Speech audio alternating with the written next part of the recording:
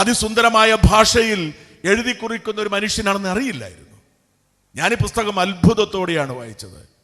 ഒരുപാട് വലിപ്പമുണ്ടല്ലോ, എങ്ങനെ വായിച്ചു തീരും എന്ന ആശങ്കയോടെയാണ് വായിച്ചു തുടങ്ങിയെങ്കിലും ഇത് പുസ്തകം, ഇത് നോവലാണോ, ചരിത്രമാണോ, അതോ ഒരു ഫിലോസഫി ആണോ എന്നും തിരിച്ചറിയാൻ കഴിയാത്ത ഒരു ആശയക്കുഴപ്പം എനിക്കുണ്ടായി. ഈ ചരിത്രം കൃത്യം കാലാനുസൃതമായി തന്നെ വ്യക്തമാക്കി പോകുമ്പോൾ ഒരിക്കൽ കൂടി മറിച്ചു നോക്കാൻ തോന്നും, ഇത് നോവലാണോ അതോ മനുഷ്യനെ ത്രില്ലടിപ്പിക്കുന്ന ഒരു ചരിത്രമാണോ. അത്ര സുന്ദരം. ഈ കഥാപാത്രങ്ങൾ നോക്കൂ. നമ്മളൊരു വൈദികനെ കാണുമ്പോൾ, ഒരു വൈദികന്റെ എഴുത്ത് കാണുമ്പോൾ നമ്മുടെ മനസ്സിലേക്ക് എത്തുന്നത് തീർച്ചയായും ഒരു ക്രൈസ്തവ പശ്ചാത്തലമുണ്ടാവും, അല്ലെങ്കിൽ ഒരു ക്രിസ്ത്യൻ ഫിലോസഫി ഉണ്ടാവുമെന്ന്. എഴുത്തെന്ന് പറയുന്നത്, സാഹിത്യം എന്ന് പറയുന്നതിൽ അവിടെ ആത്മീയതയല്ല, അവിടെ ഒരു വൈദികനല്ല, അതിനപ്പുറത്തേക്കുള്ള ഒരു എഴുത്തുകാരനായി മാറുന്ന അത്ഭുത പ്രതിഭാസമായി തിരിച്ചറിയണം. അതുകൊണ്ടാണ് ജിജോ പറഞ്ഞത് ഈ 60 വയസ്സ് വരെ അച്ഛൻ എവിടെയായിരുന്നു എന്ന്.